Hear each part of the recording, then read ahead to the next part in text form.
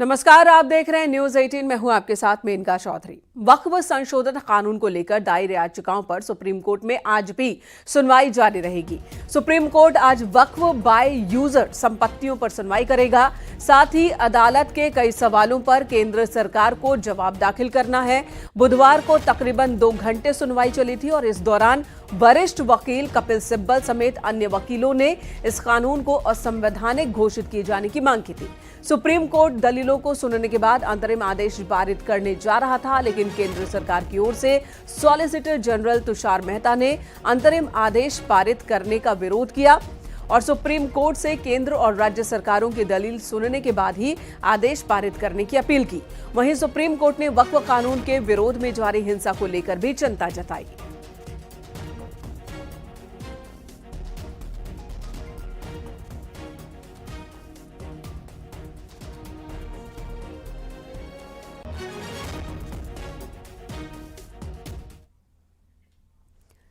इधर केंद्रीय मंत्री किरेन रिजिजू ने फिर एक बार वक्फ संशोधन कानून को गरीब मुसलमानों के हक में बताया और विरोधियों पर जमकर प्रहार किया। Large section of Muslim community are wholeheartedly welcoming this act.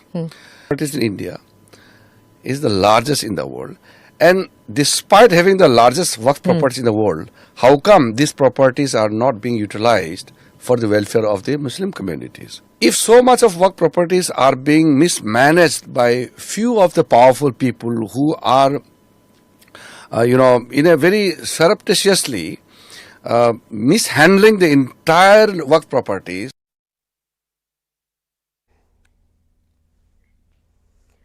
इधर केंद्रीय मंत्री जी किशन रेड्डी ने जहां वक्फ कानून को करप्शन के खिलाफ बताया, तो वहीं all India Muslim personal law board के सदस्य कल्बे जवाद ने इसे मुस्लिमों के खिलाफ एक बड़ा षड्यंत्र बताया। ये डेमोक्रेसी में कोई भी कोर्ट को जा सकते हैं। अल्टीमेटली भारत सरकार जो आज वक्फ बोर्ड पे जो भ्रष्टाचार हो है, लैंड ग्रैबिंग कर रहे, लैंड माफिया चला रहे और जो इनोसेंट मुस्लिम को लाभ होना चाहिए, इतने 75 ईयर से कोई गरीब मुस्लिम को कोई वक्फ के नाम पर कोई लाभ नहीं मिला है। ये वक्फ के नाम पर लाखों एकड़ लैंड ग्रैबर्स और माफिया लूटा है। पहली मरतबा ये हो रहा है कि स्टेट गवर्नमेंट जो है वो फेवर में गई है, इसके वक्फ बिल के फेवर में, और हमेशा सुप्रीम कोर्ट में जाया जाता है अपनी फरियाद लेकर कि भाई हमारे खिलाफ ये हुआ है।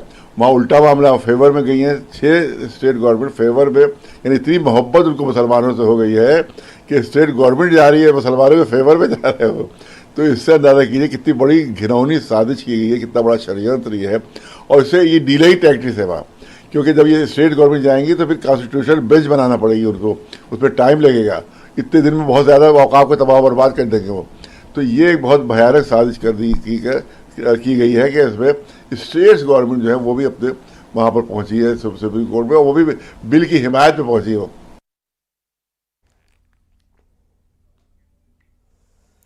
जमीयत उलेमाए हिंद के अध्यक्ष मौलाना अरशद मदनी ने जहां वक्फ को धार्मिक मामला बताया, तो वहीं हिंदू पक्षकार विष्णु गुप्ता ने वक्फ कानून का विरोध करने वालों पर हमला बोला। इससे मुल्क के बसने वाले मुसलमानों का फायदा, झूठ बोलते हैं, झूठे हैं।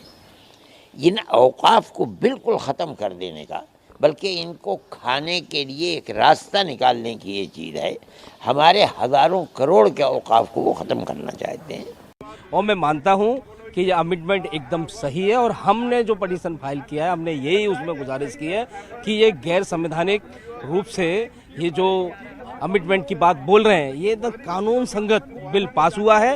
वक्फ बोर्ड की गुंडागर्दी और तानाशाही के खिलाफ सरकार बिल लेके आई और बहुमत के साथ ये बिल पास हुआ है। मैं यह मानता हूं कि कल हमारा भी सबमिशन मांगा है सुप्रीम कोर्ट में, हमारे भी वकील वहां पक्ष रखेंगे और मुझे उम्मीद है जितनी भी याचिका है ये सब खारिज होंगे। वक्फ कानून को लेकर बुधवार को सुप्रीम कोर्ट में सुनवाई हुई। 3 जजों की बेंच ने अपनी अपनी दलीलें वकीलों की सुनी। बेंच में ये सुनवाई हुई है। इसी पर आपको एक रिपोर्ट दिखाते हैं कि किस वकील ने कौन सी दलील रखी।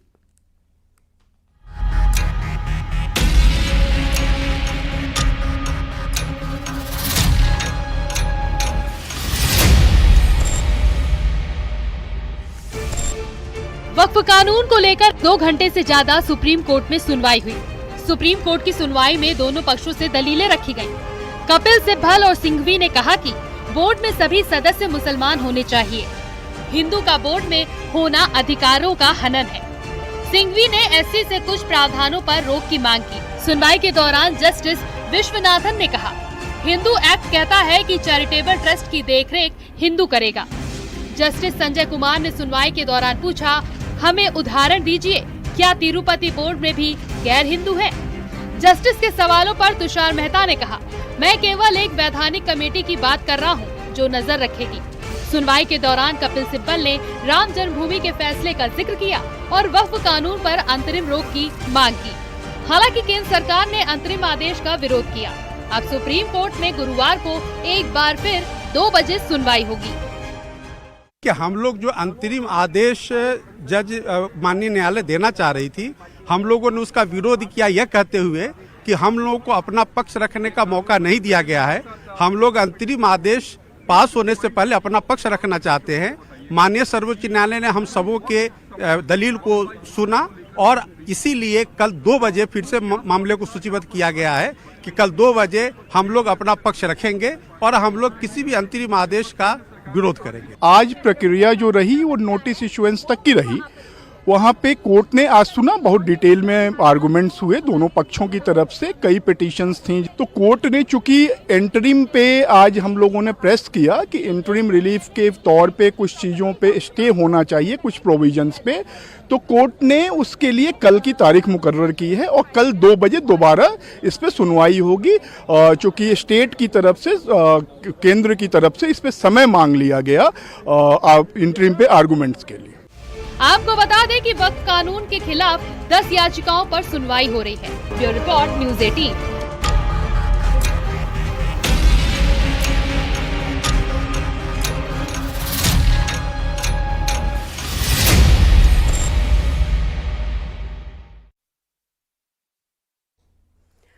वहीं बीजेपी सांसद जगदंबिका पाल ने वक्फ कानून के खिलाफ दायर याचिकाओं को लेकर विपक्ष पर निशाना साधा, तो वहीं कांग्रेस सांसद इमरान मसूद ने बीजेपी पर संविधान से छेड़छाड़ का आरोप लगाया।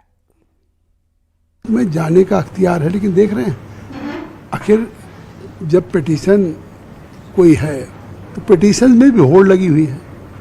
कोई पॉलिटिकल पार्टी विपक्ष की नहीं है कि जिसने पिटीशन न दाखिल किया हो। यहाँ तक कि पर्सनल दाखिल किया है, मनोज झा ने किया है आरजेडी से, लालू की पार्टी से, इमरान मसूद ने किया है, ओवैसी ने किया है।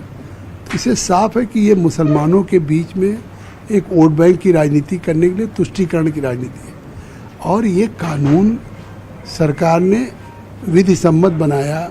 संविधान की कई धाराओं के ऊपर ओवरलैपिंग की गई है और जब ये ओवरलैपिंग की गई है तो हम लोगों ने आकर के न्याय के मंदिर में खड़े हैं, न्याय के मंदिर में ही गुहार लगाई और कहाँ जाएंगे।